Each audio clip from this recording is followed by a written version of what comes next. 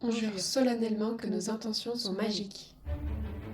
Bienvenue sur le podcast des Bizarre Sisters. Nous sommes Alice et Lucie, deux sœurs serres d'aigle. De multiples lectures, visionnages et discussions potteriennes transforment notre vie depuis plus de 20 ans. Nous vous embarquons aujourd'hui dans nos discussions et analyses de la saga, en espérant qu'elle vous aide à vivre des expériences de vie magiques. Alors sortez vos oreilles à rallonge et c'est parti pour ce nouvel épisode. Sonorus. Bonjour Lucie, bonjour tout le monde. Hello hello. Alors nous revoilà pour un nouvel épisode, cette fois sur un personnage qui peut être contesté ou en tout cas qui peut diviser, je pense, les foules. C'est un personnage qui apparaît dans le 6e tome, donc vraiment qui est présent dans les deux derniers épisodes seulement. D'ailleurs, il a une place majeure dans le 6e tome, mais dans le 7, c'est vrai qu'on le voit très peu, sauf à la fin, même s'il reste présent en backstage, en backstory. Nous allons parler de Horace Slughorn. Est-ce que tu es prête, Lucie? Je suis très prête. Génial. Eh bien, j'ai envie de te proposer de commencer. Il paraît que tu m'as préparé un petit quiz cette fois. Exactement. Cette fois-ci, tu n'en as pas et c'est moi qui en ai. Bon, voilà, c'est pas un quiz de fou, mais un petit truc sympa, quoi. Trop cool. Je suis prête.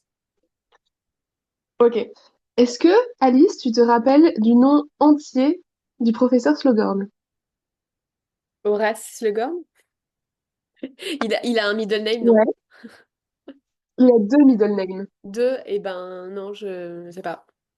Il s'appelle donc Horace Eugène Flaccus Slughorn. Ok. Est-ce que tu saurais me dire de quelle nationalité il est? Eh ben, je sais pas si on sait, mais je sais que le mot Slughorn a des origines irlandaises. Donc j'ai envie de dire qu'il a probablement des origines irlandaises. En tout cas, il vient du UK Alors, ou de l'Irlande. ouais, c'est ça. On sait pas trop exactement d'où il vient sur le wiki Harry Potter en anglais. Euh, il y a marqué English pour d'interrogation, Irish pour d'interrogation. Donc voilà, on sait pas trop s'il est anglais ou irlandais, mais sans doute l'un des deux, voire peut-être que et ses parents sont de s'en mêler, si on pourrait dire, l'un anglais, l'autre irlandais, je ne sais pas. Est-ce que tu connais sa date de naissance? Ah, eh ben, disons que il enseignait quand Tom Jedusor était à Poudlard. Donc, sachant que Tom Jedusor a fait sa scolarité dans les années 40, euh, il doit avoir au moins 25-30 ans de plus. Donc, je dirais qu'il est né dans les années 1910. Alors en fait, c'est un petit piège parce qu'on n'a pas son année de naissance exacte. Mais On c'est quoi sait ce que c'est le quiz? 28 avril.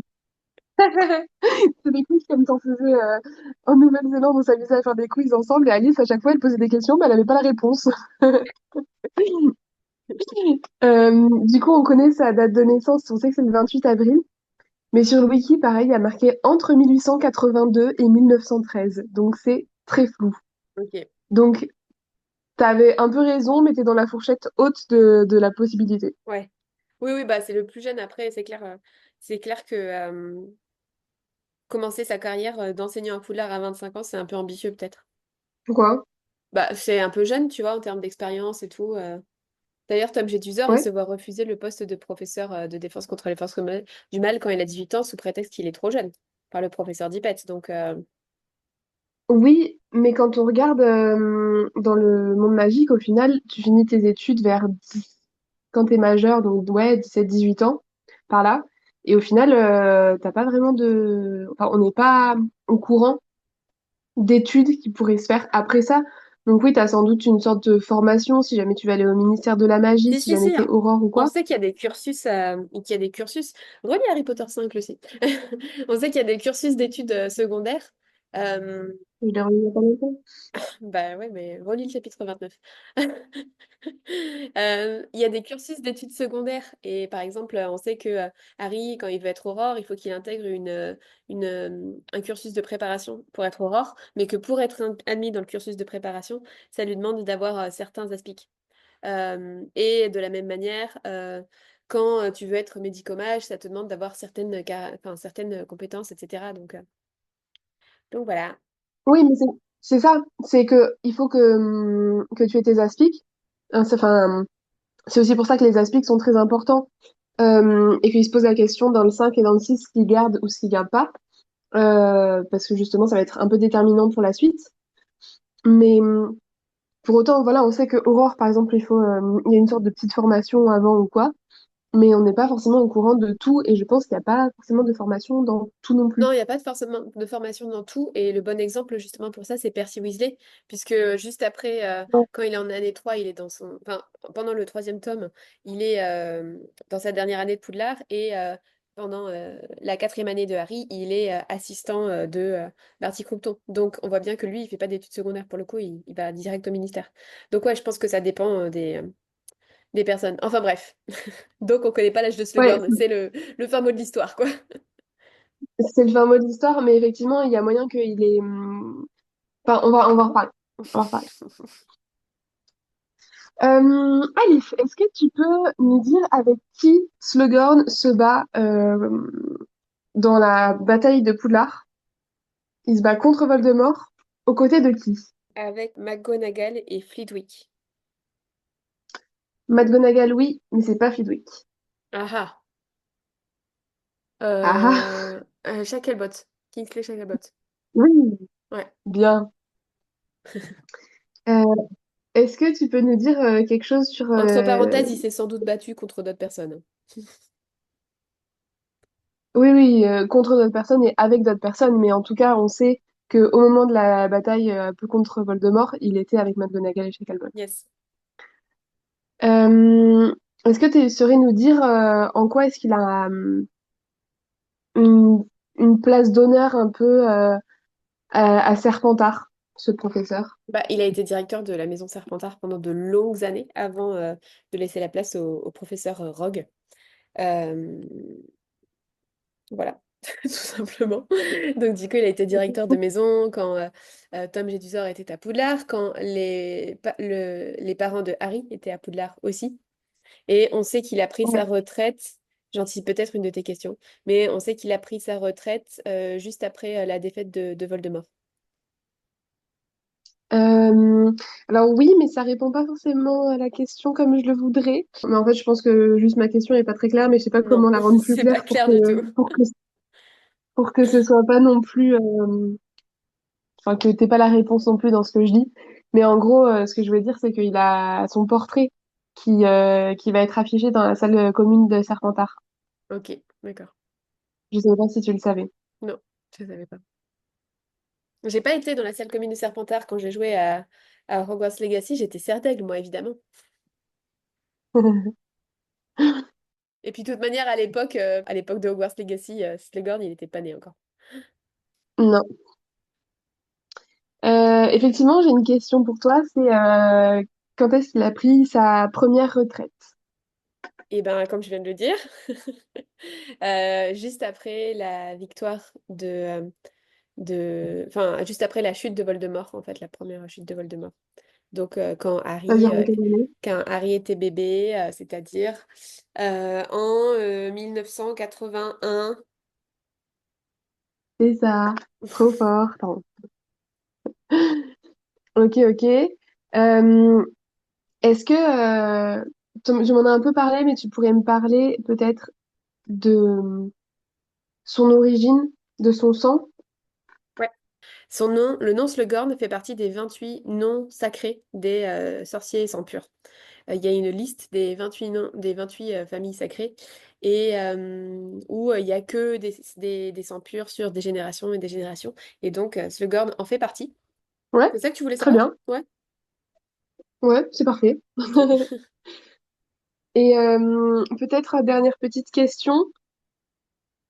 Est-ce que tu saurais nous dire dans les livres comment est-ce qu'on parle de lui physiquement? À qui ou à quoi ressemble-t-il? Alors, quand il est assez jeune, il a des cheveux couleur paille, ce qui n'est pas du tout le cas de l'acteur dans les films, mais j'adore l'acteur et j'adore son interprétation de Slughorn. On sait que du temps de Harry, il est assez dégarni au niveau de la tête. qu'il est, plutôt rondouillé, on va dire. C'est ça? Parce que il mange beaucoup d'ananas confit. Alors, tu vas bien plus loin que la question que je te posais. Je te demandais juste, dans les livres, il est décrit et physiquement, il ressemble à un animal. Est-ce que tu saurais nous dire lequel c'est? Euh, Qu'est-ce que je verrais comme animal qui ressemble à Slughorn? Non, mais pas toi, celui qui est décrit dans les livres. Oui, bah je sais pas. Alors j'ai réfléchi à ce que moi je verrais. Euh, Ça fait longtemps que t'as pas lu le 6, toi, que t'as pas lu le 6. un koala ou un panda? Alors, pas du tout. Tu donnes ta langue au chat ou pas? Je sais pas, ouais. Un nounours? Il ressemble à un morse. Ah oui, c'est vrai. Je sais pas, moi je vois plus ressembler à un nounours. Non, il a dit que sa moustache, par exemple, fait penser beaucoup à un morse et que ouais, plusieurs fois, il est décrit comme ça. Ok, d'accord.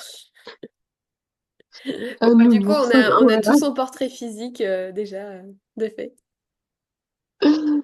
Voilà. Bon, juste pour ajouter, du coup, physiquement, on n'était pas censé dire ça maintenant, mais c'est pas grave. Il a dit qu'il a des petites jambes, qu'il est effectivement, comme tu disais, assez rond avec un ventre rebondi, qu'il a une moustache grise qui était blonde quand il était jeune, et c'est ça qui le fait ressembler notamment à un morse. Des cheveux épais couleur paille, c'est très bien, comme tu l'as dit. Et est-ce que tu sais quel type de vêtements il aime? Euh, je sais pas, je le vois bien porter du tweed écossais ou irlandais, mais il est pas écossais, donc ça marche pas. En tout cas, il a pas les mêmes capes que Rogue, hein. Ah non, effectivement. Il a dit qu'il aime les vêtements brodés avec des boutons d'or et en velours. Ok. En tout cas, on voit que son côté, enfin le côté physique vraiment n'a rien à voir avec ce qui a été mis dans le film, quoi. Ouais. D'ailleurs, t'en penses quoi, toi, Alice, de l'acteur? Bah, c'est ce que je disais, moi j'aime bien. Je trouve qu'il a un jeu qui, euh, qui est très juste par rapport à Slughorn. Des fois, il a des têtes un peu bizarres qui le font presque paraître un peu pour un imbécile. Euh, mais euh, mais j'aime bien, en fait, j'aime bien son jeu, j'aime bien sa manière de représenter Slughorn. Il y a en fait comme une forme de gentillesse ou de bonhomie en fait qui s'en dégage. Euh, Mm. donc ouais, j'aime bien. Et toi? Ouais, je suis d'accord. Moi, j'aime bien aussi. Effectivement, physiquement, il ressemble pas du tout à la description qui est faite dans les livres. Mais j'aime beaucoup cet acteur et je trouve que c'est très facile de s'y rattacher. Et dès qu'on parle de Slughorn, en fait, on a tout de suite cette image en tête puisqu'il a un jeu effectivement qui est très caractéristique. Et, euh, et comme tu disais, physiquement, il fait des mimiques, des grimaces qui font que bah on pense à lui et genre enfin, voilà, c'est Slughorn et c'est personne d'autre quoi. Donc c'est assez sympa. Est-ce que tu te rappelles du nom de l'acteur? Jim Broadbent. Oui, pardon. Ouais, Alice faisait des têtes mimiques en imitant Slogan, c'était assez rigolo à voir. Ah, mais c'est juste pour toi, ça faut pas le dire. Ok, est-ce que tu as d'autres questions sur le quiz par rapport à ton quiz ou c'est bon? Non, c'était juste un petit quiz, moi j'ai terminé. Ok, Merci pour ta participation. trop cool. Bah, peut-être j'ai envie qu'on continue juste d'abord sur le personnage de Slughorn en lui-même. On a parlé de son physique. Est-ce que Ouais. tu peux nous parler un peu de sa vie, de son histoire, Lucie? Est-ce que tu sais un peu qui il est ou voilà d'où il vient, un peu ses caractéristiques, tout ça? Ouais, carrément. Euh, alors, on sait que avant Poudlard, du coup, c'est un fils unique de riches sorciers de Centaure. Donc, du coup, ouais, avant Poudlard, on sait que qu'il est fils unique, que ses parents, comme tu as dit tout à l'heure, c'est une famille de riches sorciers de Centaure. Ce que je trouve chouette avec lui, c'est qu'il n'a pas cette fixette, cette supériorité des Centaures, cette idéologie-là. Ses parents, ils l'ont jamais éduqué en tant que tel avec cette idéologie qui est suprémaciste.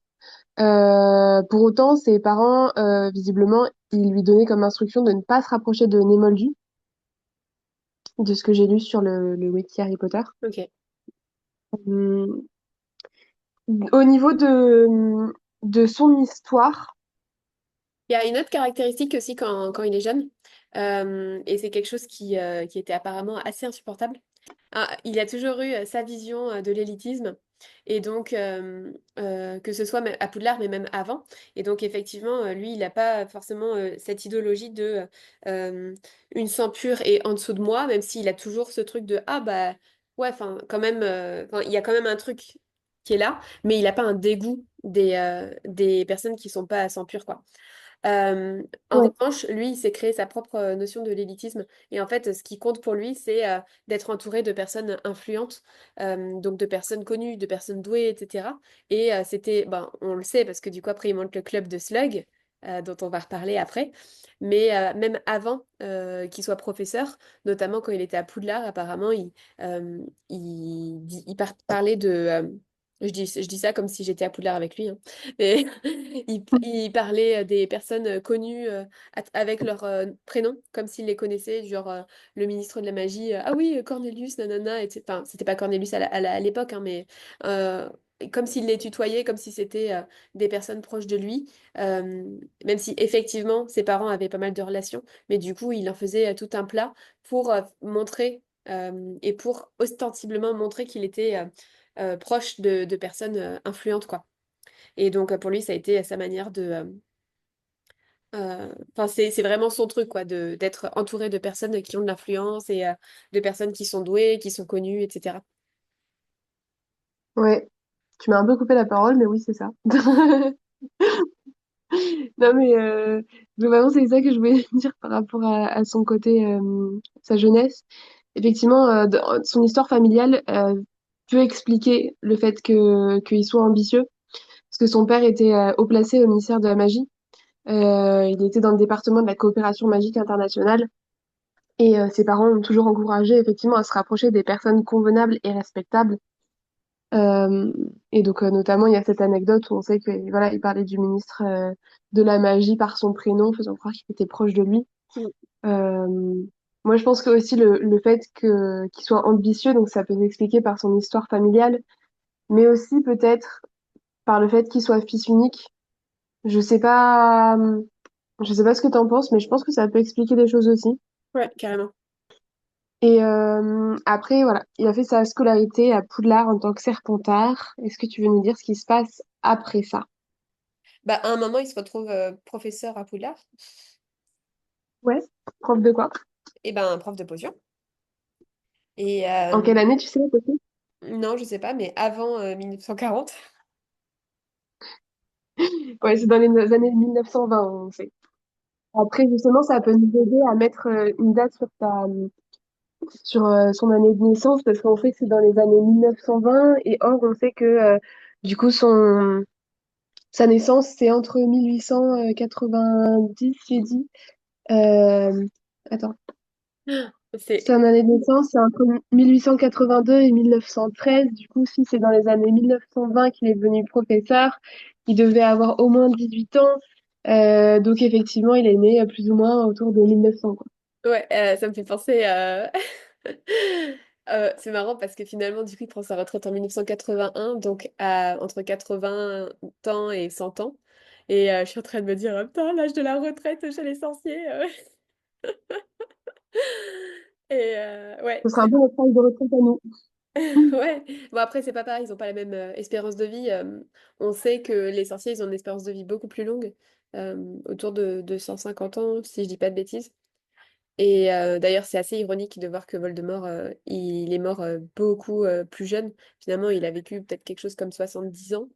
euh, et pas du tout aussi longtemps qu'un sorcier normal aurait vécu, quoi. Mais pour plus d'informations sur ça, faut écouter notre dernier épisode de podcast sur les Horcruxes. Lucie, la Le page running pub gag. Bizarre Sisters à chaque fois. Lorsque Slughorn arrive en tant que professeur de potions, on sait qu'il a tout de suite envie de conserver justement cette notion de s'entourer de personnes connues, etc. En fait, c'est marrant parce qu'il a toujours eu cette envie euh, de pouvoir avoir un pouvoir d'influence et de donner son avis, etc. Mais sans être sur le devant de la scène. Et je trouve ça intéressant parce que c'est encore un autre côté finalement de l'ambition ou des caractéristiques des Serpentards qu'on n'a jamais vues en fait jusqu'à présent. Enfin, qu'on n'avait jamais vu avant Harry Potter 6, quoi. On avait toujours décrit les caractéristiques d'un Serpentard comme quelque chose de méchant. Et là, c'est pas quelque chose de méchant, c'est juste différent. Du coup, il l'utilise. Bon, alors pour le coup, lui, il l'utilise beaucoup par rapport à son profit personnel, mais ceci dit, son objectif, c'est aussi de faire en sorte de repérer les élèves qui sont doués, les élèves qui vont justement pouvoir avoir des belles carrières, etc. Et en fait, finalement, ce club de slug, c'est un peu comme un club de réseautage qui met en place ben, assez vite dès qu'il trouve des élèves doués et il les met en relation et puis finalement enfin ouais je trouve que c'est vraiment la question du réseautage euh, avant l'heure, quoi. Enfin, avant l'heure. En tout cas, version sorcier. Euh, Ouais, totalement. voilà. D'ailleurs, à ce propos, euh, pour moi, je trouve ça intéressant parce que je trouve que c'est quelqu'un qui, donc, on a dit, qui aime côtoyer la puissance. On sait il est très doué pour percevoir les personnes qui ont du potentiel, qui vont avoir du succès, pour les favoriser. Cette question de s'entourer des meilleurs, finalement, je trouve ça intéressant parce que ça peut poser une question de morale en tant que prof par rapport à cette notion d'élitisme et de choisir les meilleurs, etc. Parce que forcément, bah, pour ceux qui font pas partie du club de slug, il peut y avoir un truc de je suis laissé de côté. Et d'un autre côté, c'est aussi une forme d'intelligence sociale, de dire je m'entoure de personnes qui m'inspirent ou je m'entoure des meilleurs pour avoir un réseau de qualité en fait. Et finalement, tu vois, par exemple, Mm. enfin, dans le monde des adultes, du business, etc., et de la carrière, il y a cette question aussi justement du réseau de qualité. Je trouve que sa manière de s'entourer, d'identifier donc le potentiel chez les autres et de faire du networking en les mettant en lien aussi avec des personnes, tu vois, il est très doué pour justement trouver les bons contacts. Ah bah tiens, un tel, il veut faire une carrière dans tel département, je connais un tel, je vais les mettre en contact, etc. Et finalement, en Ouais. fait, c'est quelque chose qui se fait beaucoup dans le monde Ouais. dans le monde du travail finalement. Et c'est drôle parce que la manière dont JK le décrit, on dirait qu'elle aime pas ça. Alors que finalement, moi, je trouve que c'est bah, on aime ou on n'aime pas, hein, d'accord, on est d'accord. Mais je trouve que c'est quelque chose, voilà, qui existe, qui se fait, et c'est une manière de réseauter en fait et de chercher le meilleur, quoi. Mm. Totalement. Après, question subsidiaire par rapport à ça, Lucie, je veux bien ton avis. Est-ce que pour toi c'est quelque chose de sain ou quelque chose de malsain, justement ça? L'histoire du réseautage? Ouais, sa manière de faire en tout cas. Bah, en fait, pour moi, ça rentre dans le débat que je voulais te proposer. Donc, du coup, on va l'avancer un petit peu dans le planning. Mais je voulais qu'on débatte sur est-ce que Slughorn est un bon professeur? Yes. Et d'un côté, en fait, moi, personnellement, ce dont tu parles, tout ce qui est le réseautage, etc., je trouve que c'est quelque chose, globalement, de bien dans le monde moldu, mais aussi dans le monde magique. Parce qu'effectivement, euh, si jamais tu veux devenir Aurore et que bah, tu sais pas si ça t'intéresse, tu sais pas comment faire, bah c'est bien d'avoir un contact avant avec un Aurore pour que il t'en dise un peu plus, qu'il soit capable de te faire un témoignage, ce genre de choses. Donc c'est bien et puis après c'est bien parce que ça permet d'avoir d'autres retours d'expérience, d'avoir d'autres collègues. Enfin voilà, donc je pense que globalement, le réseautage, c'est bien. Après, ce qui fait, je pense, de lui un professeur pas forcément incroyable, en tout cas, un des points négatifs, c'est effectivement le fait qu'il fasse très rapidement une distinction entre les élèves qu'il trouve prometteurs et ceux chez qui il voit pas vraiment de grand avenir. Et donc, il y a cette histoire de club de slug où il fait très vite le tri de ceux qu'il pense intéressants ou non. On voit qu'il est pas intéressé par Ron. Il Ouais. s'en fiche complètement alors qu'il est tout le temps avec Harry et Hermione. On sait qu'il a mis de côté Arthur Weasley aussi. Ouais. Euh, Est-ce qu'il aurait mis de côté les jumeaux? On sait pas, on saura jamais. Ah, ouais, je sais pas. Bonne question.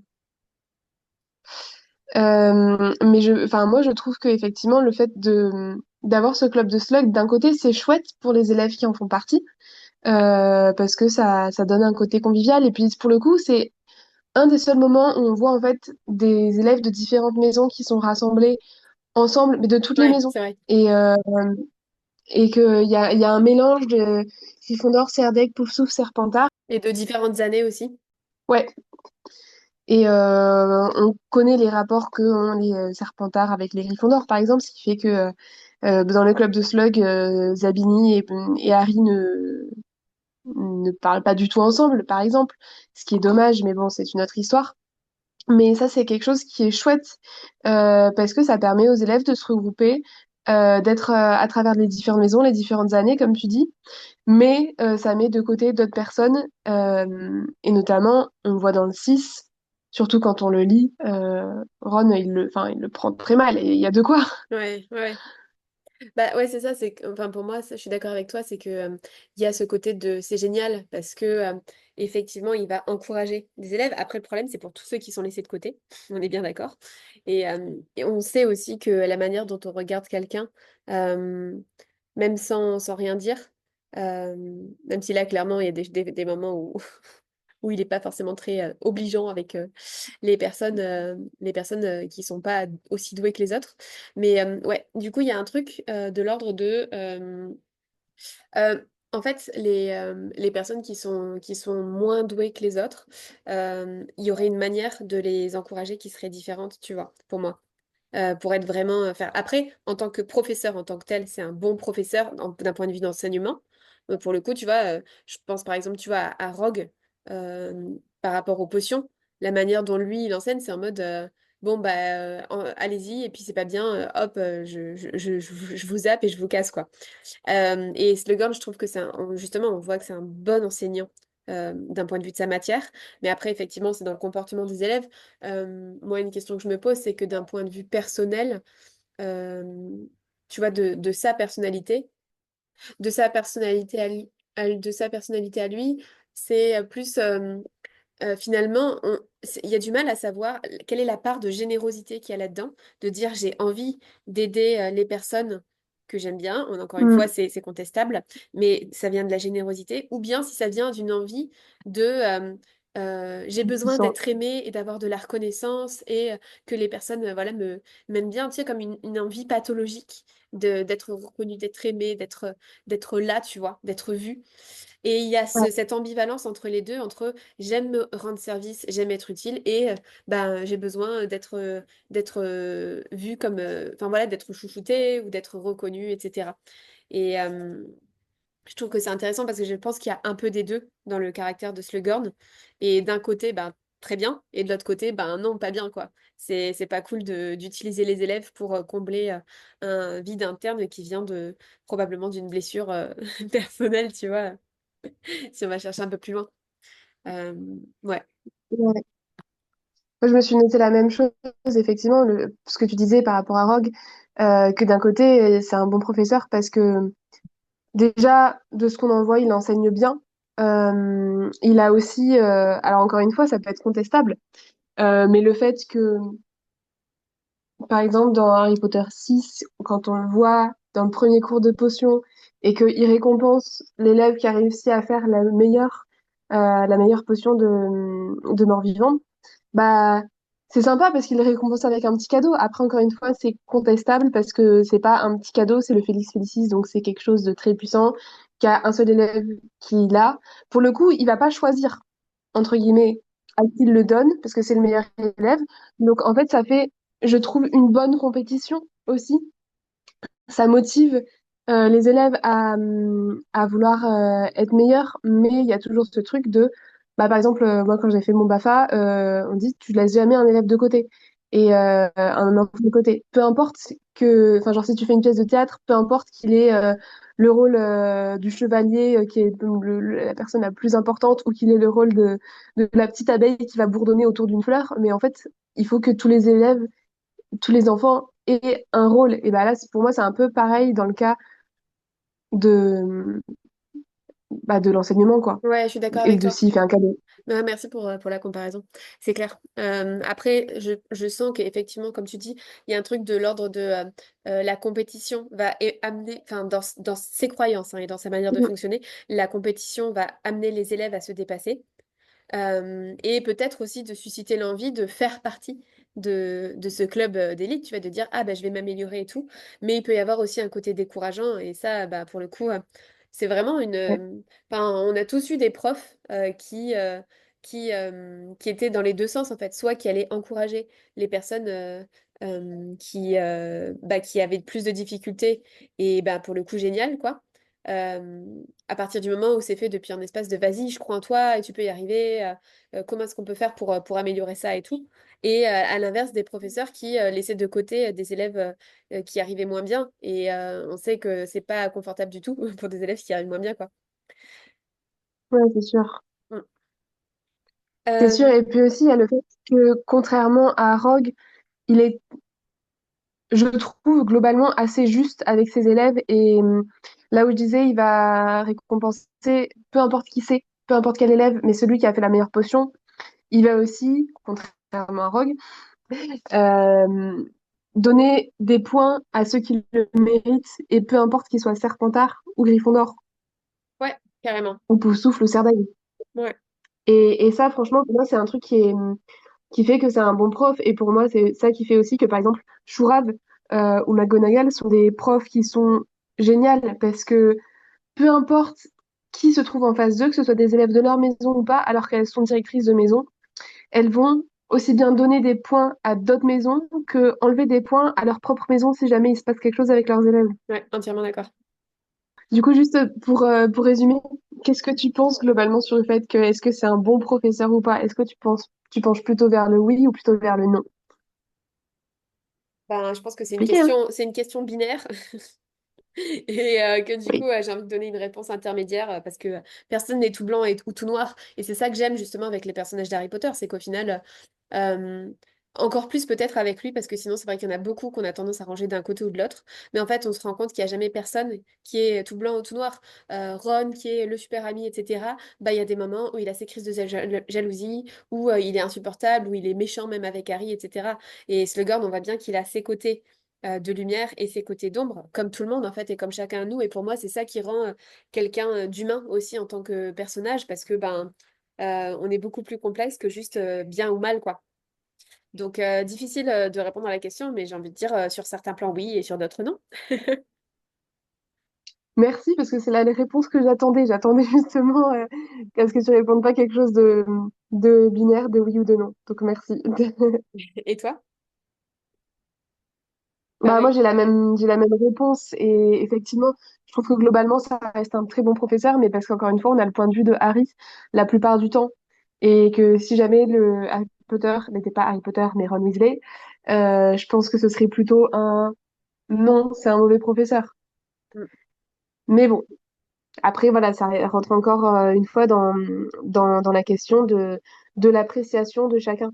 Parce Ouais. que déjà, des gens peuvent être très bons et en fait, tu les considères comme mauvais parce que t'as pas le même prisme de lecture et t'as pas la même expérience personnelle, etc. Mm. Donc bon. Yes. Ok, donc on en était à sa vie de professeur à Poudlard. On sait que dans les années 1940, justement, il y a Tom Jedusor qui arrive à Poudlard et qu'il fait partie des élèves, effectivement, qui vont faire partie du club de Slug. Euh, on sait aussi que euh, Dumbledore va mettre en garde un peu Slughorn contre Jedusor, si je dis pas de bêtises. Parce que oui, j'ai pas précisé, mais il y a beaucoup d'informations qui sont données dans l'audio. Je crois que j'en ai déjà parlé ici, mais le livre audio qui est sur Audible, Les Archives du Monde Magique, où il y a toute l'histoire de Slughorn qui est partagée, expliquée, et puis on l'a écouté ensemble avec Lucie, donc voilà, il y a pas mal d'infos qui viennent de là. Et si je dis pas de bêtises, le professeur Dumbledore, il met en garde Slughorn par rapport à Tom Jedusor à un moment. Et Slughorn considère que Dumbledore a toujours détesté Tom Jedusor de manière complètement arbitraire à partir du moment où il allait le chercher à l'orphelinat et qu'il n'est pas d'accord avec ça. Et du coup, Et du coup, lui, ça fait partie de ses élèves chouchous parce qu'il est encore bien meilleur que les autres. C'est son coup de cœur qui sera détrôné seulement par Harry plus tard, hein, son méga coup de cœur. Et, ouais, donc du coup, est-ce que tu veux nous parler un peu, on en a parlé du coup dans le dernier épisode sur les Horcruxes, mais est-ce que tu veux nous parler de justement le lien qu'il a avec Tom Jedusor et ce que ça va engendrer pour la suite? Ouais, bah, effectivement, on en a beaucoup parlé dans l'épisode précédent sur les Horcruxes. Mais c'est lui, c'est Slughorn qui a été le maître, on peut dire, de Tom Jedusor par rapport aux Horcruxes. Bon, déjà parce que enfin, c'était son professeur de potion, c'était son directeur de maison. Effectivement, Slughorn avait une très haute estime de Tom Jedusor, donc il faisait partie du club de Slug. Euh, et c'est lui enfin, Tom Jedusor est venu vers lui pour lui demander, pour lui poser des questions par rapport à la séparation de l'âme. Donc, Slughorn, qui avait confiance en Tom Jedusor, lui en a parlé, lui a parlé des Horcruxes, le fait que oui, c'était possible de séparer son âme en plusieurs, de faire même plusieurs Horcruxes, etc. Et finalement, Slughorn a regretté toute sa vie parce qu'en fait, il suspectait le fait que Voldemort veuille faire des Horcruxes à partir du moment où il en a parlé et qu'il a vu que la conversation devenait pas seulement informationnelle, Oui, comme on dit. oui, oui, je sais pas, mais ça, on comprend. Ok. Donc que la conversation, c'était pas seulement pour obtenir des informations, mais que c'était plus que ça, que c'était le fait qu'effectivement, il veuille lui-même faire des Horcruxes.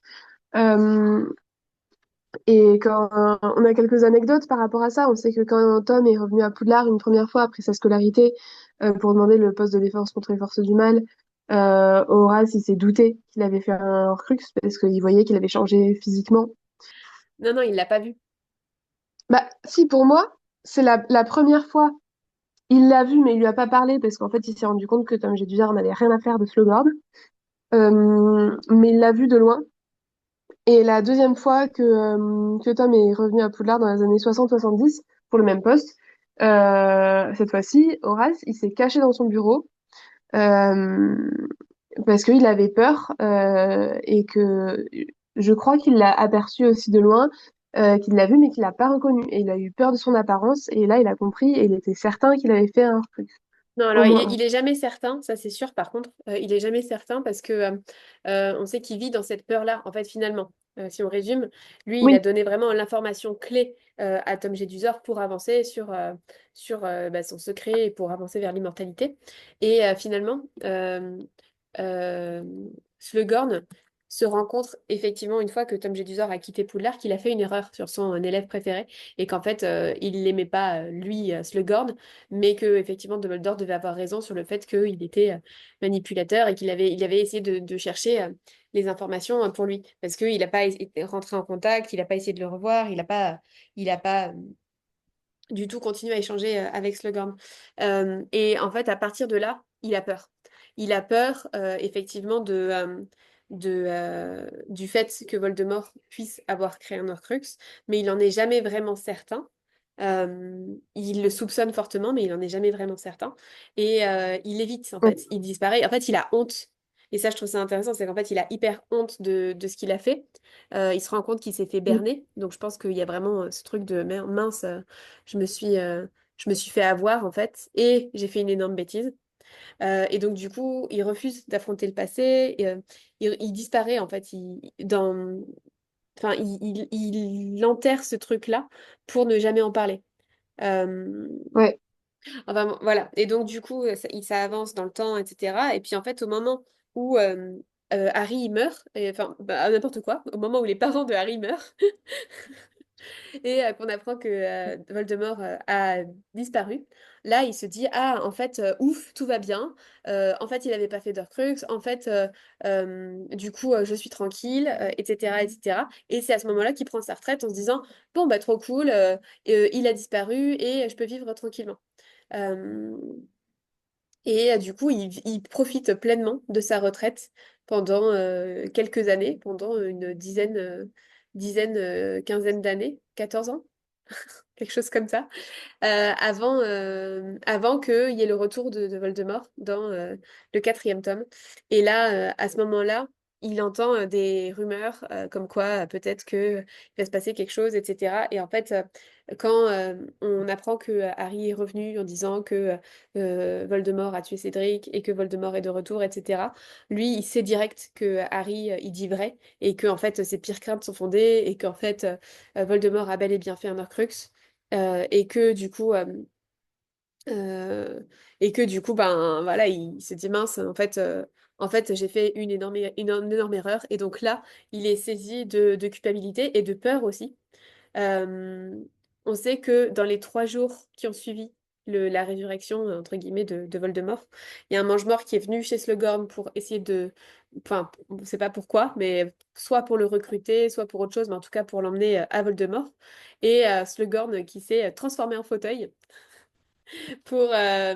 avec des réflexes assez impressionnants pour l'époque.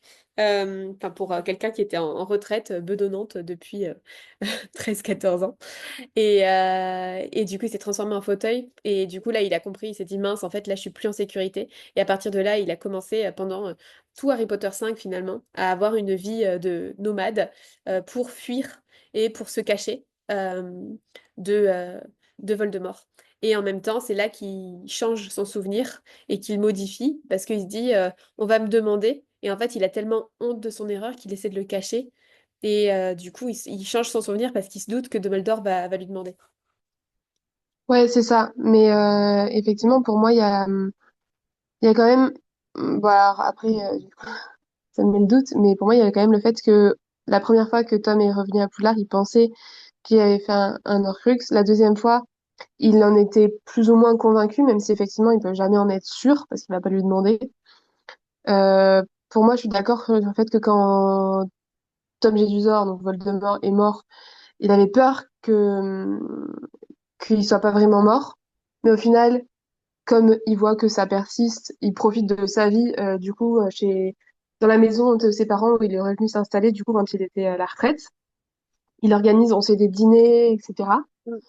Euh, donc ça, on sait que c'est après sa retraite. On sait aussi qu'il s'est mis à la retraite en 1980, quelques jours après la défaite de Voldemort, donc même pas à la fin d'une année scolaire, mais au milieu de l'année, parce qu'il avait peur que Albus découvre qui c'est lui qui avait parlé à Tom des Horcruxes. Mais c'est surtout qu'il a fait une C'est d'ailleurs, gaffe à ce moment-là, parce qu'il a eu un échange avec Dumbledore, et en fait, Dumbledore a soupçonné qu'il avait dit quelque chose, enfin, qu'il avait dit quelque chose à Voldemort à propos des Horcruxes. En fait, Dumbledore a eu un doute à ce moment-là, et Horace Slughorn, après, s'est dit, ah mince, en fait, j'ai fait une connerie, j'aurais pas dû lui dire ça. Mais d'un autre côté, Voldemort était parti, donc Inch'Allah, quoi. ouais, ouais, on sait que c'est ça, c'est à peu près à ce moment-là que Dumbledore a eu des doutes sur la culpabilité d'Horace, qu'effectivement, ensuite il a cru Harry par rapport au retour de Voldemort, parce que quand il savait que il a retrouvé son corps, il était terrifié, puisqu'il était persuadé que Tom Jedusor allait venir soit le recruter, soit le tuer pour que il enterre avec lui son secret vis-à-vis des Horcruxes. Euh, D'ailleurs, est-ce que tu sais, t'as dit qu'il y a un mange-mort qui est venu le chercher. C'était une question du quiz que j'ai oublié de te poser. Est-ce C'était que tu sais Yaxley? quel mange-mort? Ouais, Ouais. c'est Yaxley, bien joué, qui est venu le chercher 3 nuits après, du coup, sa résurrection au cimetière. Et qu'ensuite, il a vécu une vie misérable en se cachant chez des moldus, parti en vacances, parfois effectivement déguisé en fauteuil pour se cacher. On sait qu'il retourne à Poudlard pour sa sécurité en 1996. Ouais, et puis il y a autre chose aussi par rapport, enfin, pour sa sécurité, il retourne à Poudlard, mais il y avait aussi ce regret de dire, oh, quand même, les nouvelles générations d'élèves, ils me connaissent pas, je sais pas ce qui se Ouais, passe, etc. Et comme le regret de pas pouvoir avoir d'influence sur les nouveaux sorciers, c'était quelque chose qui était dans sa tête quand même en mode, quand même, ça serait bien. ouais. Ça revient encore à ce côté ambitieux, Serpentard, etc. Ouais, Sacré Sluggy, quoi. tout à fait. Du coup, qui prend... Enfin, alors ça, je l'ai vu sur Wiki, qu'apparemment, il prend sa deuxième retraite en 2016. Ça m'étonne que ce soit aussi tard, Ouais, ça m'étonne aussi. mais bon, apparemment il serait resté du coup 20 ans Ouais, à presque. Poudlard en tant que prof 18 ans. une deuxième fois.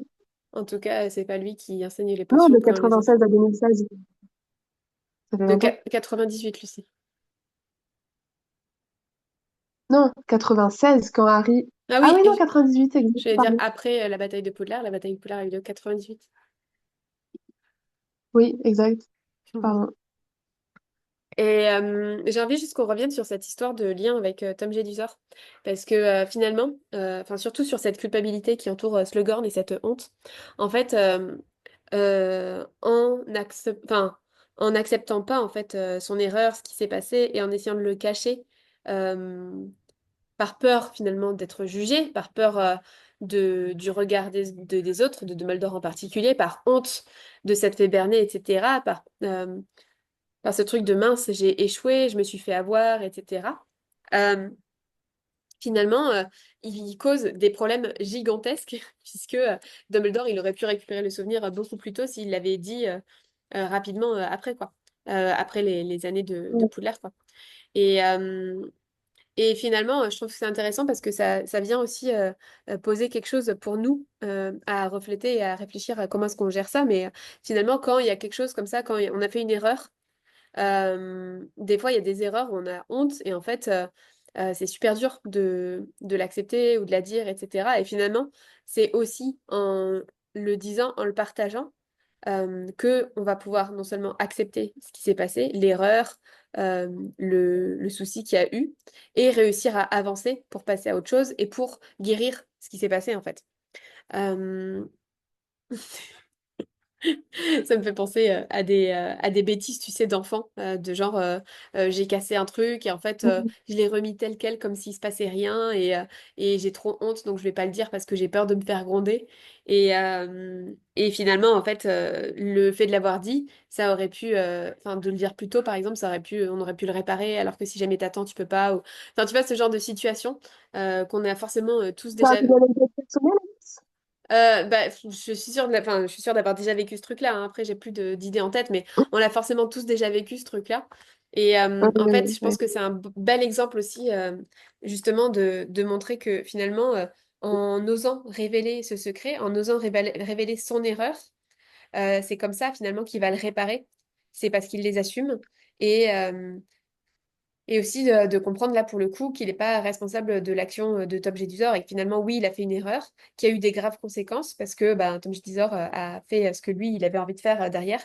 Mais le meilleur moyen de réparer son erreur c'est souvent de la dire et de pouvoir transformer comme ça la culpabilité ou la honte en apprentissage et d'avancer en fait finalement. Ouais, totalement. Il y a autre chose que j'aime bien avec Slughorn aussi, c'est que il incarne le confort. Et il aime, en fait, tu vois, il revendique et il aime son confort, notamment quand Dumbledore vient le chercher et qui dit non, mais moi, c'est important pour moi d'avoir mon piano, mes petits ananas confits, mon truc, enfin voilà, mon fauteuil bien moelleux, etc. Enfin, il y a vraiment un truc de j'aime le confort et je le revendique. Et finalement, en fait, ce qui est rigolo, c'est qu'il utilise ses caractéristiques de Serpentard à ce service-là, en fait, pour augmenter son confort. Donc, il utilise la ruse, la roublardise pour augmenter son confort. Et ce que je trouve intéressant, c'est juste de ramener aussi que nos compétences sont toujours au service de ce qui est important pour nous. Et donc, finalement, quelqu'un qui est Serpentard, mais pour qui ce qui va être important, ça va être euh, je sais pas, je dis n'importe quoi, mais la cause animale, par exemple, et puis je sais pas, la transformation personnelle des individus, bah, en fait, il va utiliser ses caractéristiques de Serpentard et son ambition au service de ces causes-là, en fait. Euh, donc c'est ça que j'aime bien aussi, c'est qu'il permet de mettre de la distance et de dédramatiser ce qui peut se passer, enfin le choix d'une maison, et de se rendre compte que finalement, c'est OK de le mettre au service de autre chose, quoi. Bon, même si, voilà, c'est tout relatif. Il y a plein de personnes qui vont dire oui, mais quand même, il exagère. Il pourrait justement ne pas forcément être dans autant de confort, voire de luxe, hein, par moment. Mais d'un autre côté, ben, c'est son choix. Et donc, on voit bien effectivement que nos compétences sont au service de nos choix et de ce qui est important pour nous. C'est tout à fait vrai. Euh, et sur cette notion de plaisir aussi, ce que j'aime bien, c'est que donc ouais, il représente le plaisir dans un univers, l'univers d'Harry Potter, qui est souvent marqué par le sacrifice. Parce que quand on regarde le personnage de Harry, qu'on regarde Dumbledore, qu'on regarde Rogue, les grands exemples, les héros, c'est toujours des personnes qui vont être dans le sacrifice personnel, dans euh, renoncer justement un peu à leur vie pour de grandes causes. Mm. Et ce que j'aime bien, c'est que Slughorn, il a sa manière à lui de gérer ça. Mais lui, pour lui, effectivement, le plaisir, c'est important. Comme je disais, son vin, son ananas confit, sa reconnaissance sociale, son piano, etc. Et du coup, ce que je trouve intéressant, c'est que on le voit notamment à la fin où il prend vraiment part justement à la victoire contre Voldemort. On va y revenir. On en a déjà un petit peu parlé, mais je trouve qu'il y a vraiment euh, c'est intéressant de voir que dans cet univers qui est tellement marqué par le sacrifice, c'est peut-être le seul personnage qui incarne le plaisir de vivre, la douceur, la, ouais, le fait d'être un peu dans une forme de confort, quoi. Donc, je trouve que ça peut poser pas mal de questions sur est-ce qu'on peut concilier, par exemple, l'éthique et le confort? Est-ce qu'on peut concilier l'intégrité, tu vois, et l'opportunisme? Est-ce que on peut concilier l'ambition et la morale? Et, euh, et ouais, voilà, j'ai envie de t'entendre sur ces sujets-là, moi. Ouais, ben merci de le mettre en avant. C'est vrai que quand on, enfin, moi personnellement, quand je pense à Slughorn, je pense à un bon vivant, effectivement, à quelqu'un qui, Il est taureau. 28 avril, c'est tôt? Oui, Ah oui, il est du 28 exact. avril? Ça peut donner. Ouais. Ah, excellent. J'adore. Toi, tu m'as pas écouté en début d'épisode. Peut-être que j'avais pas les écouteurs à ce moment-là. Non, mais c'est vrai que effectivement, enfin moi je l'associe vraiment à un bon vivant parce que comme tu dis, il aime profiter de la vie et en fait ça c'est pas parce que tu es ambitieux que par exemple tu es forcément carriériste, que tu vas chercher le meilleur poste, que tu vas chercher le ce qu'on peut appeler ou considérer comme le plus inaccessible. Tu peux très bien être ambitieux et très chill comme lui. Effectivement, lui, il va être plus ambitieux comme tu dis, dans ses rencontres, euh, dans les personnes qu'il côtoie, etc. Comme je disais tout à l'heure, le fait que quand il est à la retraite, quand il est chez ses parents avant d'être chassé par Voldemort et de toujours vivre et fuir en tant que nomade, euh, il organisait des dîners. Des dîners avec du coup des gens influents, des gens qu'il considérait comme ses amis, qui étaient en fait ses anciens élèves ou ce genre de choses. Et c'est vrai que c'est bien que tu le dises, que tu le soulignes et que qu'on puisse le mettre en avant, en fait, le fait que oui, c'est partiellement un pouf souffle pour moi. Mais on y reviendra plus tard. Lucie, je sais que tu voulais nous parler d'étymologie aussi. Yes, il y a pas mal de choses à dire par rapport à Slughorn, à Horace Slughorn, à l'origine que J.K. Rowling a puisée. Euh, on sait que Horace, c'était un poète épicurien de l'époque romaine qui était friand de nourriture, qui aimait fréquenter des personnes influentes. On sait qu'en anglais, slug, ça veut dire limace, horn, ça veut dire corne. Ouais. Donc, mis bout à bout, ça veut dire corne de limace. Il y a une Ouais, origine gaélique aussi. ouais, c'est ça. On sait que slogan, c'est un vieux mot écossais qui signifie cri de guerre. Sur Pottermore, il y a différentes choses qui peuvent sortir aussi de ce que je viens de dire. Sur Pottermore, il est dit qu'il y a des origines latines, Horatius, qui a aussi une influence italienne, Orazio. Mhm. En cherchant en dehors de Pottermore, j'ai aussi trouvé que c'était potentiellement une origine grecque. Slogan, ça signifierait gardien du temps, chronométreur, en anglais timekeeper. Même si le Slogan, il n'a pas de collection d'horloges à proprement parler.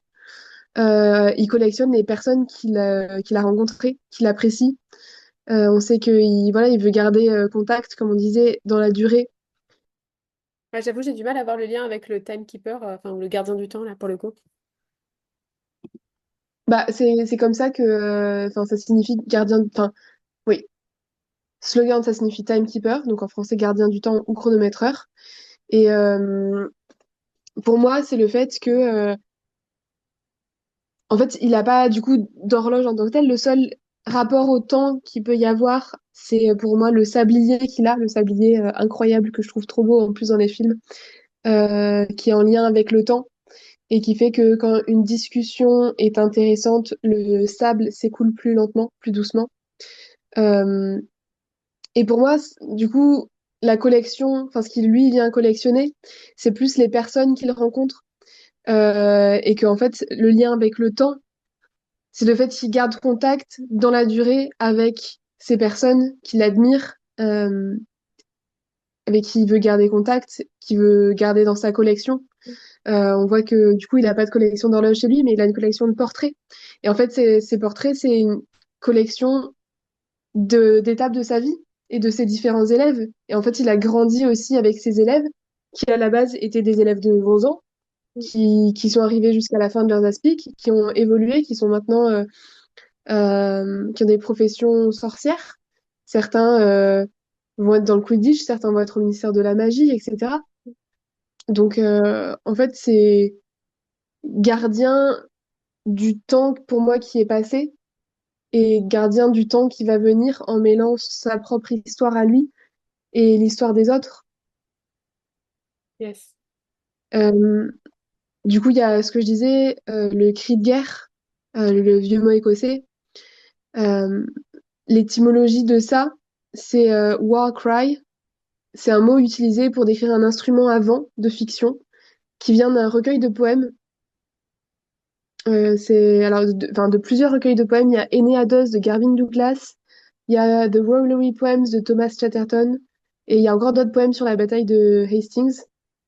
Et dernier point, niveau étymologie aussi, il y a le fait que Timekeeper's War Cry, donc en français le cri de guerre du gardien du temps, apparemment c'est du coup la dernière clé pour déverrouiller le fait que Voldemort soit rendu immortel. Et que effectivement c'est lui qui a l'information des Horcruxes qui va le donner à Voldemort et qui le fait que ce soit lui aussi qui aille dire ça à Dumbledore qu'il finisse par accepter de donner son secret et son souvenir non modifié, c'est l'étape numéro 1 qui va permettre à la bataille de commencer et c'est grâce à ces révélations que c'est le début de la fin du règne de Voldemort. Ouais,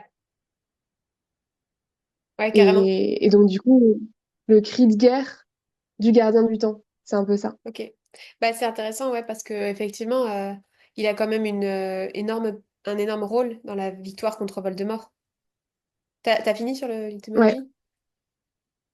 ouais, j'ai fini sur l'étymologie et je trouve que c'est effectivement une étymologie qui est très riche et qui en fait peut passer totalement inaperçue parce que quand on connaît pas le vieux écossais, et je Ouais. pense que très peu de personnes le connaissent, en fait on peut pas s'en douter. Et pourtant, effectivement, c'est le point un peu essentiel et c'est ça que je trouve génial avec J.K. Rowling, c'est qu'en fait elle glisse tellement de références partout dans son univers. Là, on parle de ça, mais effectivement, Lupin, si jamais, enfin, enfin tout ça, si jamais on connaît toutes les langues du monde et toutes les origines et toutes les définitions, en fait, Harry Potter, tu découvres un nouveau personnage, tu sais ce qui va se passer, tu sais Ouais, qui est-ce son qui va rôle être, et tout quel va ça. être son rôle, etc. C'est clair. Et c'est super, enfin, c'est très riche, très Carrément. très riche. Ah là là. Notre amour pour Harry n'a pas de limite.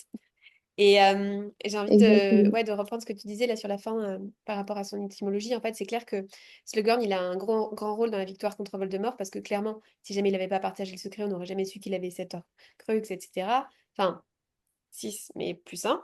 Bref, faut écouter notre épisode précédent. Euh, je trouve que aussi, ça, c'est vraiment un personnage qui fait partie de ceux qui offrent une espèce de rédemption ou une réhabilitation des Serpentards.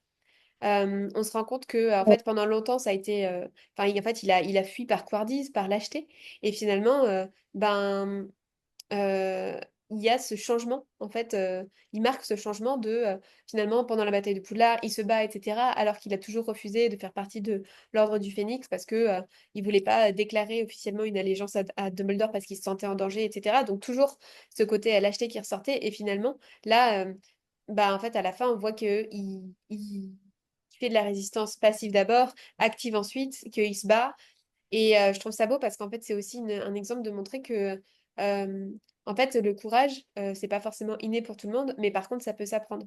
Et que c'est jamais trop tard pour évoluer et contribuer parce qu'en fait, on a tous notre rôle à jouer et qu'on peut choisir aujourd'hui de changer notre comportement, de choisir le courage et d'y aller, quoi. ouais. Finalement, moi, ce que j'aime bien, c'est que si j'avais une leçon à retenir de Slughorn, c'est de dire, OK, c'est quoi le problème que tu fuis, que tu as fui jusqu'à aujourd'hui, peut-être par honte, par peur ou par culpabilité, et comment est-ce qu'aujourd'hui tu pourrais avoir le courage de l'affronter en t'inspirant de Slughorn, en fait, pour venir transformer ça, quoi. Vous avez 4 heures. Personnellement, j'ai sélectionné des mots du coup pour le décrire en tant que caractéristique, enfin caractéristiques qui pour moi décrivent très bien ce personnage. Il y a déjà le fait qu'il soit ambitieux, donc le fait que oui, il veut connaître du beau monde pour être invité dans des événements, pour pouvoir se vanter d'avoir des contacts, des relations, etc., pour pouvoir les mettre en relation justement après, comme toi tu disais, début d'émission.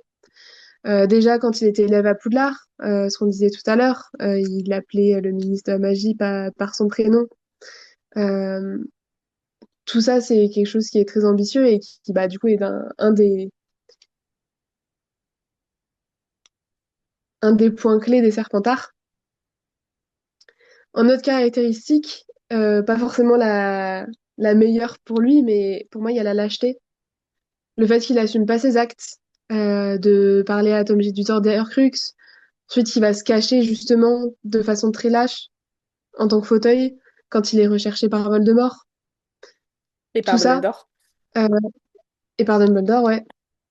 Ouais, justement aussi dans la lâcheté, il y a le fait que il modifie son souvenir pour pas assumer, comme tu disais tout à l'heure, euh, l'erreur qu'il a faite. En caractéristique aussi, si je devais en choisir que trois, du coup j'aurais pris ambitieux, lâche et doué.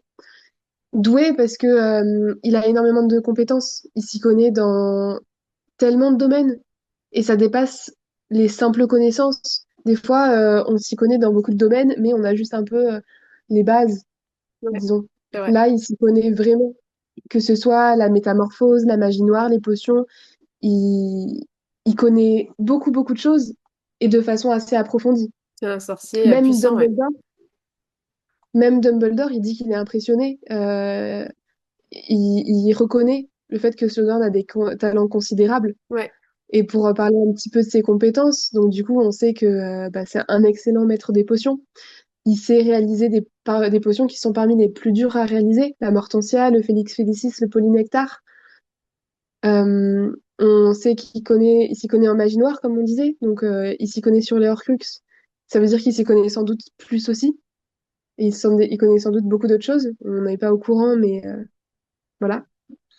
On sait qu'il est très fort aussi en défense contre les forces du mal, puisqu'il fait un duel contre Voldemort. ouais. Bon, avant que Tom, du coup, l'écarte pour pouvoir s'occuper d'Harry, mais voilà, il aurait pu être professeur de défense contre les forces du mal. Il aurait pu être professeur de métamorphose, parce qu'il est très bon en métamorphose, justement, pour pouvoir se changer en fauteuil comme ça, un petit peu quand il veut. Ouais.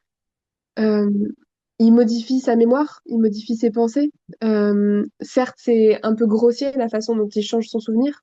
Pour le coup, c'est peut-être une compétence qu'il maîtrise un peu moins, mais pour autant, il sait faire ça. Euh, il sait garder aussi bien le nouveau souvenir qui s'est créé que l'ancien, qui est le vrai. Il sait formuler des sortilèges informulés. Mm. Enfin, du coup, pas les... Voilà, il sait faire des sortilèges informulés, quoi. Comme le sortilège de réparation chez les Moldus qu'on voit dans le début du 6. Euh, il sait faire de l'occlumencie parce qu'il a empêché Dumbledore de lire dans ses pensées. Et après, comme tu l'as mentionné tout à l'heure, on sait qu'il a un piano. Il possède un piano qu'il a amené avec lui quand il fuyait les Mange-Morts. Donc du coup, c'est une info qu'on n'a pas forcément, mais on peut se douter qu'il sait jouer du piano, ce qui est assez marrant quand même, C'est assez drôle, je ouais. trouve. Mm. Mais voilà, c'est quelqu'un qui est immensément doué et qui a enfin, tellement ouais, de compétences, de talent. Il est incroyable. Incroyable. Bon, bah, peut-être que nos auditeurs vont un peu plus apprécier Slughorn après avoir écouté notre épisode. On va, tiens, ça serait intéressant de savoir. Est-ce que vous Mm, l'aimez bien avant? Est-ce que maintenant, ça vous a fait changer d'avis sur lui sur certains points? ouais, Il y a un autre truc que moi j'avais envie de partager, que je trouve intéressant, c'est que finalement Slughorn, il est ni mange-mort, ni membre de l'Ordre du Phénix. Oui, à la fin, il se range du côté de l'Ordre pour la bataille, mais sinon, en fait, pendant tout le temps, c'est comme s'il choisissait le chemin du moindre danger, en fait. ouais, C'est-à-dire qu'il soutient pas le mal, mais il le combat pas non plus. Euh, et finalement, ce qui est le plus important pour lui, c'est sa tranquillité. Donc effectivement, ça montre, comme tu disais, une forme de lâcheté ou de couardise. Mais finalement, je pense que c'est aussi une majorité silencieuse, finalement, de la population, tu vois. Euh, ouais, de dire, ben oui, en fait, je suis ni pour le mal, enfin, je suis pas, enfin, je suis contre le mal, mais par contre, je vais pas me battre pour ça.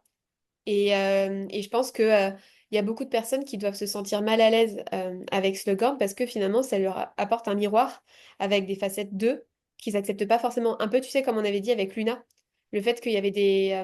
ouais. je vous invite à aller écouter notre épisode sur Luna.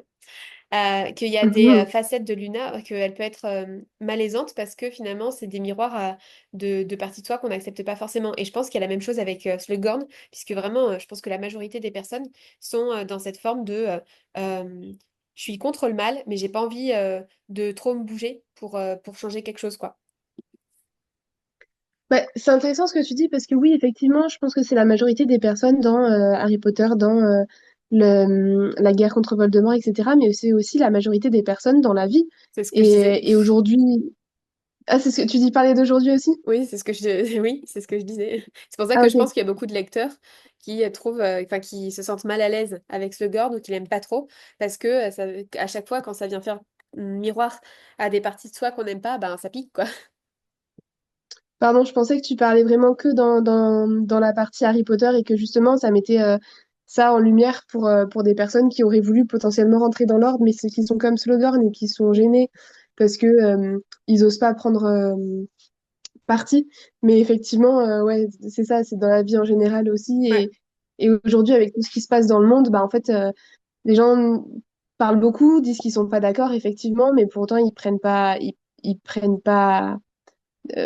sont pas actifs vis-à-vis de ça. Et en même temps, ça peut se comprendre aussi, parce que c'est difficile d'être actif quand tu sais pas par où commencer. Mais chaque petit mouvement va, et chaque petit pas compte, en fait. C'est un petit pas pour l'homme, mais un petit pas plus un petit pas plus un petit pas, ça fait un grand pas pour l'humanité. Je Allez. remélange un petit peu différentes expressions, tu sais. Oui, Lucie, d'accord, très bien. Alors, avant de parler de deux petits fun facts, je voulais te demander, Alice, est-ce que tu as une idée de qui sont ou qui ont été les élèves préférés de Slughorn? Ben, Tom Jedusor, Harry Potter, Ouais, Lily Evans, ouais. ça on sait. Après, je sais pas si on a plus d'infos que ça.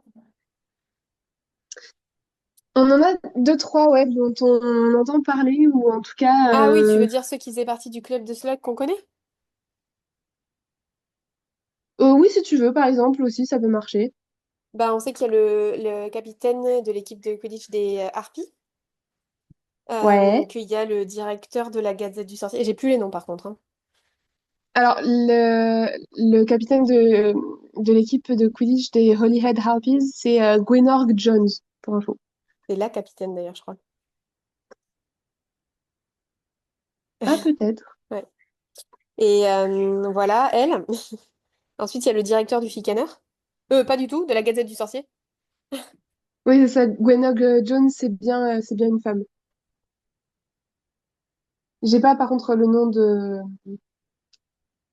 l'autre dont tu parles. Il y a la personne qui a créé Oneidux aussi, je crois. Ok, ça, je savais pas. Après, on a des infos plus spécifiques aussi. On sait qu'il aimait bien Rogue, apparemment. Ok, Euh, et on entend parler apparemment du fait aussi que Lucius Malfoy était un très bon élève, enfin un élève qui considérait beaucoup. Et justement, je trouve ça assez marrant parce que de savoir que Lucius Malfoy c'était un de ses élèves favoris de l'époque, mais qu'il a aucun intérêt pour Drago. On sait du coup dans le 6 que justement il lit beaucoup la Gazette du Sorcier qui s'est en courant des dernières informations. Et moi, je pense que l'une des raisons pour lesquelles il n'aime pas Drago ou il n'a pas d'intérêt pour lui, c'est parce que il a lu la Gazette et il a su que Lucius avait été envoyé en prison, ouais, clairement. donc que c'était un mange-mort et que du coup, comme il n'a pas envie de prendre parti et qu'il n'a pas envie encore moins d'être avec Voldemort, Ouais, euh, il se désintéresse totalement de Drago parce que il se désintéresse de son père qui pourtant a été un de ses élèves favoris. ouais, totalement. Et ça, on sait que c'est le cas aussi pour. Alors, j'ai plus son nom, mais c'est un autre élève aussi qu'on voit dans Harry Potter 6, avec qui prend dans son compartiment dans le train au début, parce qu'il veut faire partie du club. Enfin, il lui propose de faire partie du club de Slug parce que son oncle est quelqu'un de puissant, etc. Et quand on apprend qu'en fait, il parle pas, enfin, cet élève ne parle pas du tout à son oncle et qu'il a aucune relation avec lui, Slogan se désintéresse totalement de cet élève. Tu te rappelles ou pas? C'est pas Belby, Marcus Belby ou un truc du Si. genre. Ouais, c'est ça. Bien joué. C'est Marcus Belby, un élève de Serdaigle. Et c'est son oncle, Damoclès, qui a créé la potion de Tulou. Voilà, c'est ça. Et qui a eu pour ça, qui a été récompensé par un ordre de Merlin. Mhm. Comme quoi, à nous deux, on arrive à récupérer les infos nécessaires. Exactement. Pour moi aussi, donc du coup, juste un petit fun fact que vous devez savoir. Je trouve que c'est un très bon maître des potions. Notamment parce que on sait dans le 6 qu'il se balade toujours avec une petite fiole. Notamment, c'est comme ça qu'il va récupérer le venin de la Chromontule Aragog. Ouais, Voilà. Je trouve ça assez sympa comme petite anecdote pour se rappeler à quel point Slughorn est quand même très diverse dans ses centres d'intérêt et tout ça. Et que voilà, et c'est un très bon maître des potions aussi. carrément. Ok, et ben on va arriver vers la fin de cet épisode. Lucie, j'ai envie de te laisser faire la conclusion. Ouais, bah, en conclusion, moi, je dirais que au final, il a vécu une vie assez dure parce que il s'en est voulu toute sa vie d'avoir donné ces informations à Tom Jedusor, toutes les informations dont il avait besoin pour créer les Horcruxes. Euh, et et d'ailleurs, enfin, c'est quelque chose dont je voudrais parler, et c'est le fait que à partir du moment où, bon, ça revient à ce qu'on disait tout à l'heure, mais il a fait une bêtise et en fait, il le regrette toute sa vie et il s'en veut. Et le fait de pas en parler, ça augmente sa culpabilité. Ouais, Effectivement, s'il en avait parlé dès le début à Dumbledore, sa vie aurait sans doute été différente parce que Dumbledore aurait augmenté justement les chances de pouvoir le protéger. Il aurait sans doute, au lieu de prendre sa retraite, il aurait proposé de rester professeur à Poudlard, ce genre de choses. Ça aurait changé beaucoup de choses. Euh, Après, c'est que des si, mais, euh, mais je pense que c'est important, même si c'est compliqué, de pas avoir de regrets et de faire tout ce qu'on veut faire et quitte à devoir avoir des remords, au moins on a essayé. Et c'est un peu la même chose par rapport à ce qu'il a fait. Oui, il le regrette, mais en fait, il se rendait pas compte sur le moment que il était aveuglé par l'amour et le fait qu'il mettait Tom Jedusor sur un piédestal, l'amour de l'intérêt qu'il portait à son élève. Ouais, enfin, c'est plus de l'intérêt que de l'amour pour moi, mais soit. Oui, non, non, c'est pas de l'amour en tant que tel, c'est pas ce que je voulais dire, pardon. C'est le, comment dire, c'est l'intérêt, effectivement, mais c'est un intérêt qui dépasse les bornes. C'était vraiment son élève préféré, c'était son chouchou, c'était vraiment bah, un peu comme Lily à l'époque, quoi. C'était vraiment son élève incroyable qui mettait en avant et dont il allait parler dans ses dîners mondains ou je ne sais quoi, tu vois. Yes.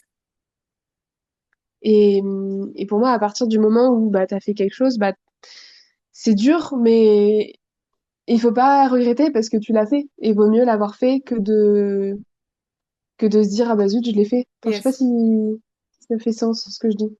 Oui, enfin, il vaut mieux avoir des remords que des regrets. C'est C'est ça. ça. Ok. Et je voulais aussi conclure en disant que c'est un professeur, enfin, pardon. Je voulais aussi conclure en disant que c'est un personnage qui pourrait être dans les quatre maisons. Alors, ça revient un peu à l'épisode numéro 2 qu'on avait fait sur les quatre maisons. Allez l'écouter si vous n'avez pas encore fait. Mais bah, on sait forcément que c'est un Serpentard et il a toute sa place à Serpentard parce qu'il est ambitieux, euh, etc. On revient pas dessus, c'est ce qu'on a dit tout l'épisode. Pour moi, il est aussi Serre d'Aigle parce que, comme je disais tout à l'heure, il est très connaisseur dans de nombreux domaines et il est un peu, c'est un peu un nerd de la connaissance. Il aime savoir et, et il en sait beaucoup, beaucoup. Au-delà des sentiers battus, que ce soit la métamorphose des Horcruxes, comme je disais, etc. Ouais. Pour moi, c'est aussi un pouf souffle, comme je disais au début d'épisode. Un vrai pouf souffle parce que c'est un bon vivant. Il aime la nourriture, il aime bien manger, il aime bien boire, il aime être entouré. Et la maison qui, pour moi, le correspond le moins parce que il a été quand même assez lâche une grande partie de sa vie.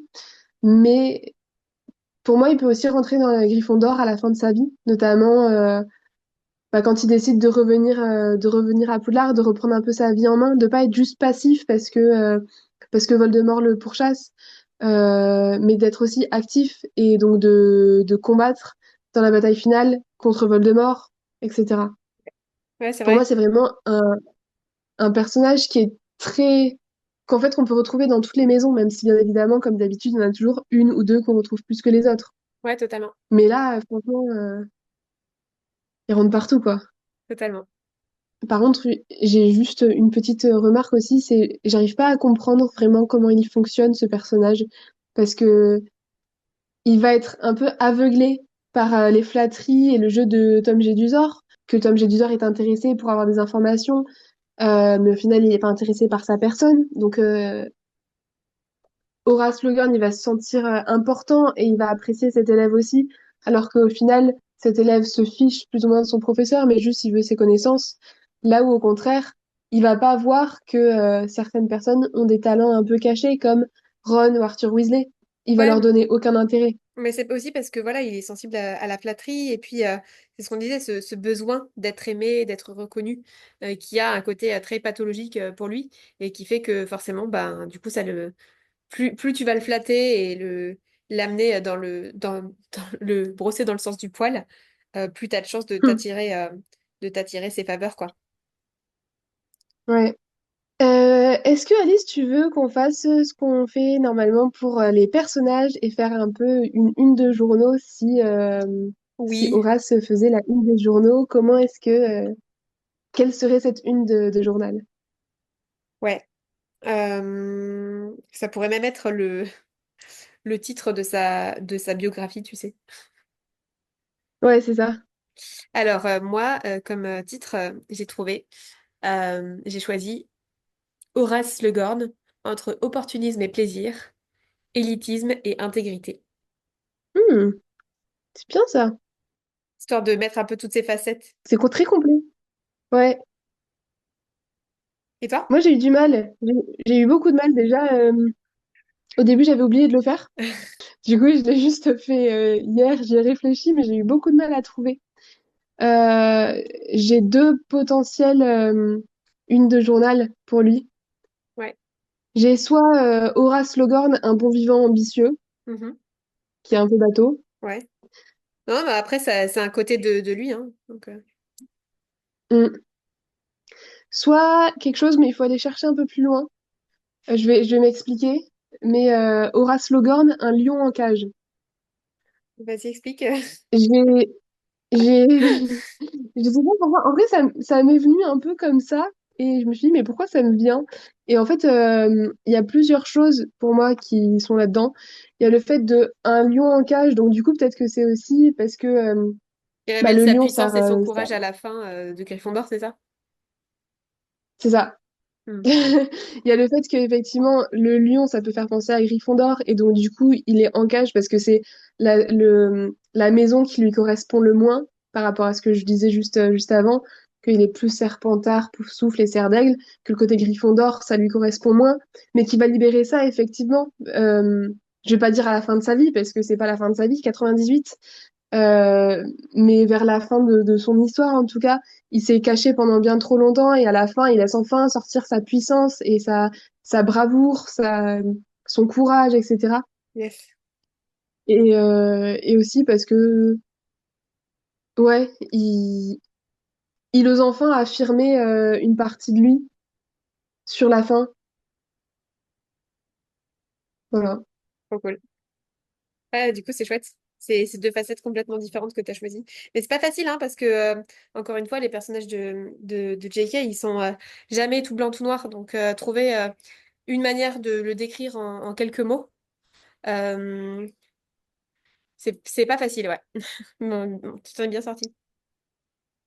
Ouais, bah toi aussi. Mais c'est vrai que, par exemple, je me rappelle, le premier épisode où on a fait ça, c'était pour Lucius Malfoy, et je me rappelle plus ce que j'avais dit.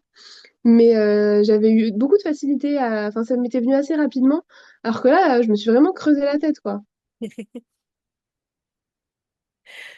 Mais bon. Super. Bon, ben, voilà, encore un épisode qui va être bien long. Merci Lucie. Merci à tous et toutes de nous écouter. Merci d'être là avec nous. On est très contente d'enregistrer les épisodes à chaque fois toutes les deux, mais évidemment que on est aussi très contente de savoir que vous nous écoutez, que vous nous suivez et que vous êtes aussi passionnés que nous. N'hésitez pas à nous envoyer des messages sur Instagram. On est super content quand vous le faites parce que bah, ça donne aussi encore plus de sens en fait à ce qu'on fait parce qu'évidemment on peut le faire dans notre coin, mais bah, le partager auprès de vous, c'est encore mieux. Donc welcome si jamais vous avez envie de nous partager vos retours. On est aussi sur YouTube. Vous pouvez nous laisser des commentaires qu'on lit, auxquels on essaie de répondre quand on peut. Mais voilà, on est là et puis avec joie de continuer à enregistrer d'autres épisodes sur d'autres sujets en lien avec notre saga préférée. Mm. Merci beaucoup, Lucie. À bientôt, tout le monde. Merci, merci. Les Bizarre Sisters vous retrouvent prochainement dans un nouvel épisode. Et d'ici là, pensez à illuminer votre vie. Lumos.